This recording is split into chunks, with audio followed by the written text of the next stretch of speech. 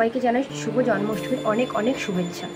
জন্মাষ্টমী চলে গেছে আর আজ আমি যাচ্ছি আমার বান্ধবীর বাড়িতে। একটা নেমন্তন্ন আছে, ওর বাড়িতে গোপুসোনা আছে, তাই ও আমাদেরকে নেমন্তন্ন করেছিল। তাই এখন আমি রেডি হচ্ছি। রেডি হয়ে যেতে ভাবলাম চলো তোমাদের সাথে ভিডিওটাকে শেয়ার করে নিই। চলো ভিডিওটা শুরু। পুরোপুরি রেডি হয়ে তোমাদের সামনে চলে এসেছি। বলো আমাকে কেমন লাগছে একটু কমেন্টে জানাও। দেখো আমি এমনিতে খুব একটা সাজি না, বাট অনেকদিন পর আজকে একটু সাজি। বাড়ি থেকে বেরিয়ে বেশ 15 মিনিট এখানে আমি অপেক্ষা করতে হয়েছিল আমার এই বান্ধবীটার জন্য। দেখো এন্ট্রি নিয়ে নিয়েছে। তারপর গিয়েছিলাম বাজারের থেকে মিষ্টি নিয়ে নিলাম, আর এদিকে দোকান থেকে কিছু চিপস আর চকলেট নিয়ে নিলাম। জানো তো কাল কিন্তু পুজো ওদের বাড়ি হয়ে গেছে, আজ আমরা যাচ্ছি, কারণ কাল রাত হয়ে গেছিলো বলে আমরা যেতে পারিনি। এদিকে ওকে অনেকবার ফোন করলাম, ও ফোন ধরে ওর নিজের ঠিকানা নিজেই বলতে পারছে না।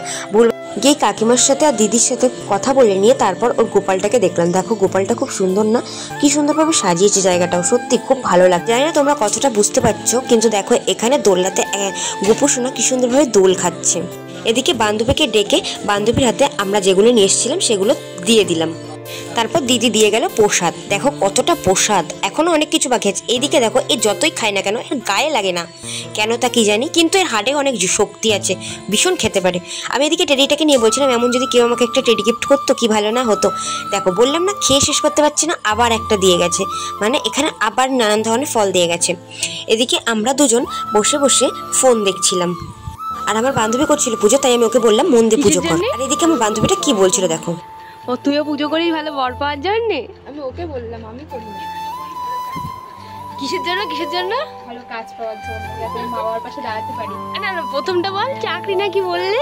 হ্যাঁ ভালো কাজ পাওয়ার জন্য আমি ভালো মন দিয়ে পুজো করি, পড়াশোনা করি, যাতে আমি মা বাবার পাশে দাঁড়াতে পারি। ও আচ্ছা আচ্ছা। আর তুমি? এর কাছে শুনতে বান্ধবী উত্তর দিল ও নাকি পুজো করে ভালো বর পাওয়ার জন্য। কি আর বলবো, একটা খারাপভাবে বললো, মানে আমি সেটা আর ভয়েসে দিলাম না, যা হোক কপিরাইট যদি খেয়ে যাই সেই কারণে। এদিকে দেখো ও ওর গোপালটাকে স্নান করাচ্ছিল আর আমি সেটাই দেখছিলাম আর ভিডিও ক্লিপ নিচ্ছিলাম।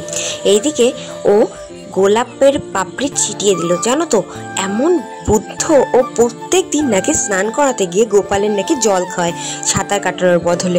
আজ আমাদেরকেও দেখাচ্ছিল যে তোরা দেখবি, আমরাও একটু দেখে নিলাম।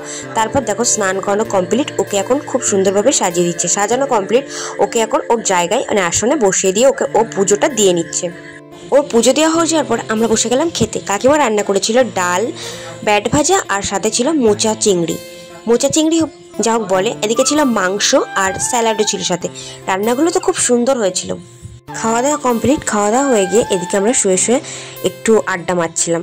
কি নিয়ে আড্ডা মারছিলাম সেটা আর বললাম না। এ কিন্তু ফোনে কথা বলছিল না, আমি ওকে ভিডিও করছিলাম বলে ও মুখটা ঢাকার চেষ্টা করছিল ফোন দিয়ে। কি বলবো, আমাদের গালের হাসি দেখে বুঝতে পেরেছো যে আমরা কতটা আড্ডা মারছি। কি জানো তো, তোদের সাথে সত্যি কথা বলতে বেশি দিনে আলাপ না ভাই, কিন্তু আমি বিশ্বাস কর তোরা যে এমন সুন্দর বান্ধবী পাওয়া যায়, আমি খোবাক। বিশ্বাস কর যাদের সাথে এতদিনও বান্ধবী পেয়েছি, কিন্তু তোদের মতন এত কাউকে পাইনি। খুব খুব হ্যাপি যে তোদেরকে একসাথে পেয়েছি। তোরা দুজন সারা জীবন আমার পাশে থাকিস। বিকালে ঘুম থেকে উঠে আমি রেডি হয়ে চলে গেছিলাম ছাদে একটু রিলস করার জন্য। যদি রিলসগুলো দেখতে চাও তাহলে আমার ইনস্টাগ্রামে গিয়ে দেখে আসতে পারো। এদিকে দেখো তারপর আমি বাড়ি চলে যাচ্ছি, কারণ সন্ধ্যা হয়ে গেছে রিলস বানাতে বানাতে। এরা সবাই টালটা করে দিচ্ছে ভিডিওতে। দেখা হচ্ছে নেক্সট কোনো ভিডিওতে। যদি ভিডিওটা ভালো লেগে থাকে লাইক কমেন্ট, আর যদি ফেসবুক থেকে ভিডিওটা দেখে থাকে একটা ফলো করে দিও। ইউটিউব থেকে দেখে থাকলে তাহলে চ্যানেলটা সাবস্ক্রাইব করে দিও। দেখা হচ্ছে নেক্সট কোনো ভিডিওতে। টাটা।